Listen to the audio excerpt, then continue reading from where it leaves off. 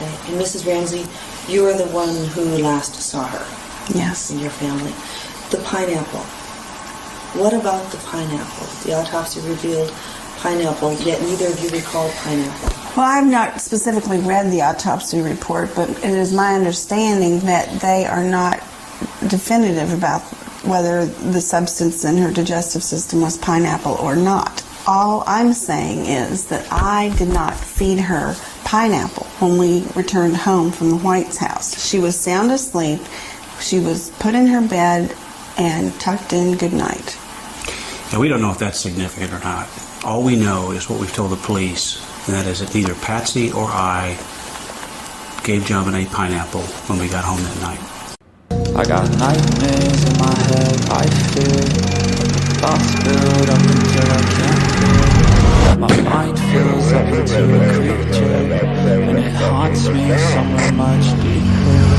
I got nightmares in my head, I fear. Hello and welcome to True Crime Rocket Science, the most authentic voice in true crime. This is the final installment in our little mini-series dealing with PINEAPPLEGATE. And in this analysis, I want to shift half of those who voted in the last poll. I want to shift your thinking significantly. And you must let me know if I have made a convincing argument. I'm going to make an argument within the evidence in a way that I hope makes sense. And then I'm going to make an argument that's an analogy to that, which is very simple and anyone should be able to understand. And I hope that makes sense. And let me know if you've originally felt a certain way, whether I've changed your mind or whether nothing will change your mind in terms of that respect. So let me know about that in the comments, because there's a simple and obvious reason why Kolar's theory that JonBenet stole Burke's pineapple, which then led to JonBenet's brother striking her with a flashlight immediately after that the stealing of the pineapple triggered an immediate response, why that doesn't make any sense. Before we get to that, I noticed in the comments 99% responded saying, I've thought this from the beginning, which clearly shows you either didn't watch the video or didn't watch it to the end, or you commented before watching it. So I do want to recommend you just keep an open mind, listen carefully to the argument here, and then see whether you swayed one way or another. I do just want to make, before we get to that, I do want to make a quick comment on Patsy's statement in response to the pineapple, where she says, The autopsy revealed pineapple, yet neither of you recall pineapple. Well, I've not specifically read the autopsy report, but it is my... What do you think about that? This idea that Patsy hasn't actually read the autopsy report and it's the year 2000. This is 3 years and a couple of months after the fact. And Patsy says she still hasn't read the autopsy report. If you had a relative who was killed in a suspicious manner, would you not even bother to read the autopsy report when you are basically identified as a suspect? Wouldn't you want to know what had happened? And how come a journalist seems to know more about the autopsy than her own mother? And you might say, maybe it's just too much for Patsy to deal with, but do you remember Burke Ramsey was also asked, have you read the ransom note? Do you remember what he said?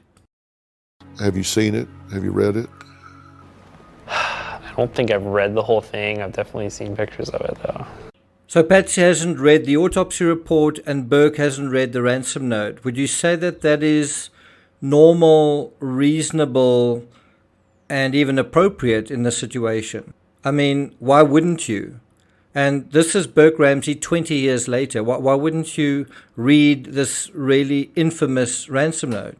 Well, one possible answer to that is if you haven't read the autopsy report and you haven't read the ransom note, it's quite hard to ask you questions about it, because you can basically then answer, I don't know, to anything. Does the handwriting look familiar? I don't know. I haven't looked at it. What do you think about this in the autopsy report? Well, I haven't read the autopsy report, so I can't really talk about it. Kind of a convenient answer in that respect. Now, legally it makes sense, but in another sense, it doesn't really make sense.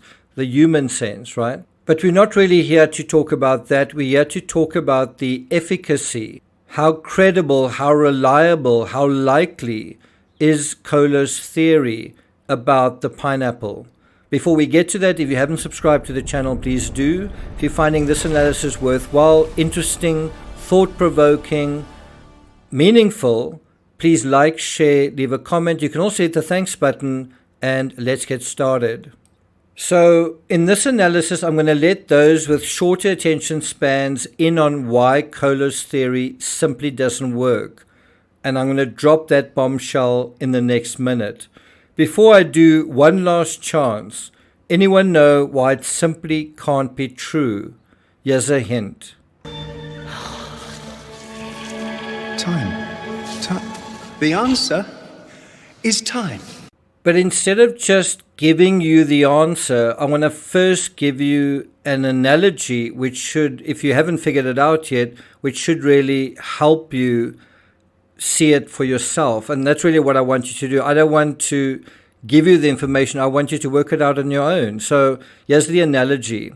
Imagine there's a scenario where someone fills up their vehicle and then an undetermined time later, in other words, they fill their vehicle, the tank is filled to maximum. We know that for a fact, right?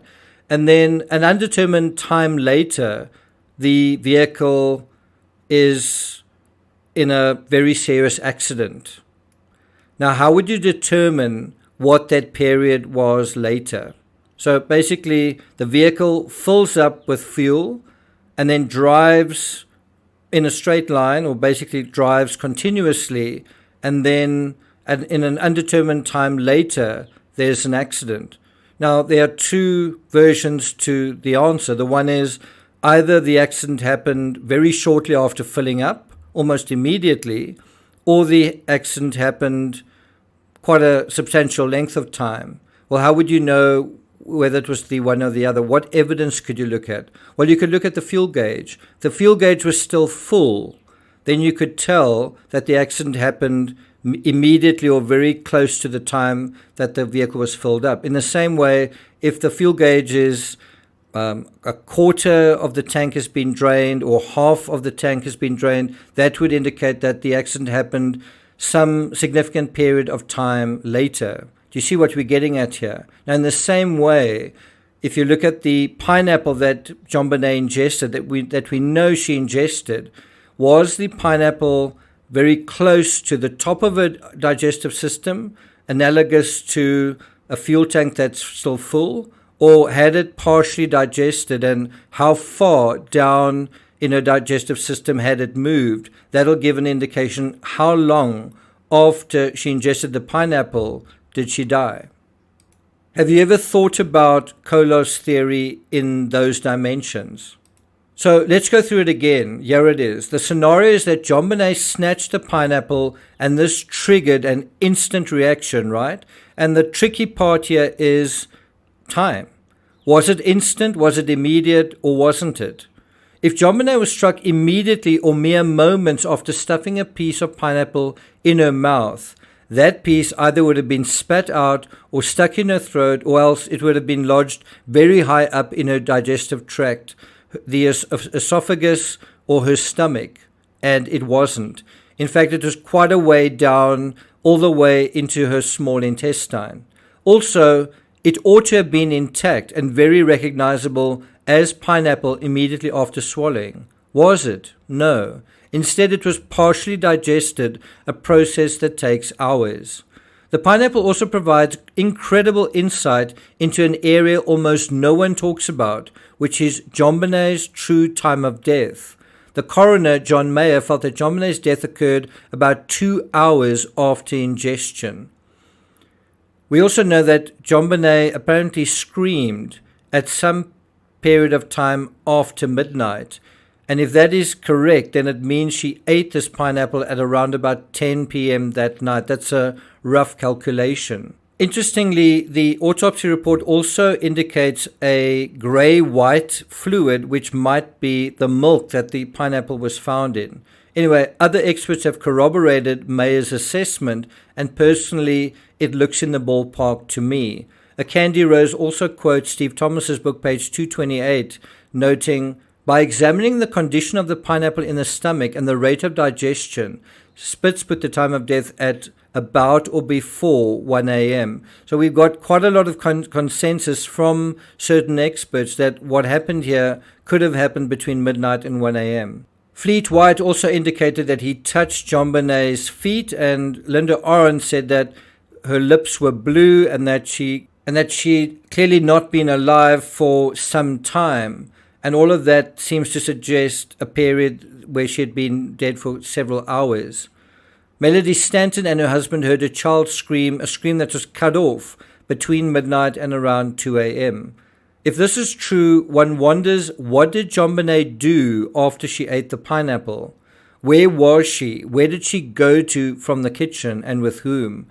Was she playing during this period? Was she watching television? Or was she under duress? Was she under someone else's control?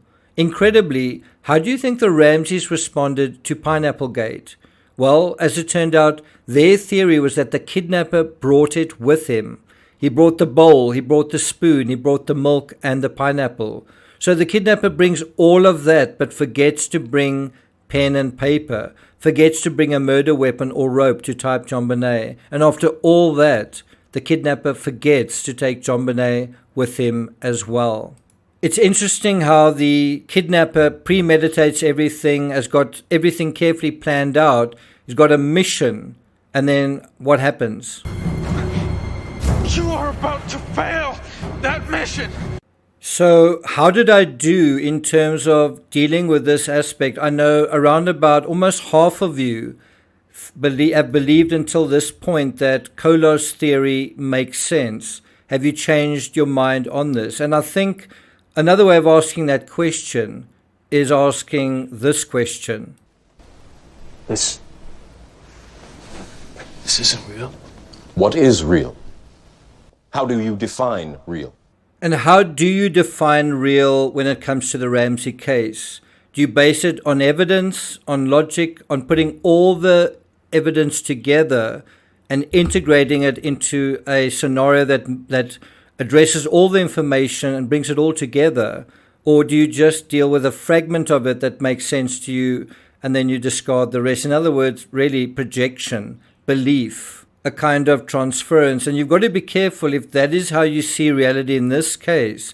How do you see reality otherwise? Your appearance now is what we call residual self-image. It is the mental projection of your digital self. Are you able to cut through the projections and let the evidence speak for itself? Or is what you're seeing a kind of residual self-image? You're seeing a case through your own experience of your family and your parents and your siblings and the world. In short, can you be objective? Have you been objective? Let me know in the comments. Thank you for listening, and I'll see you guys next time.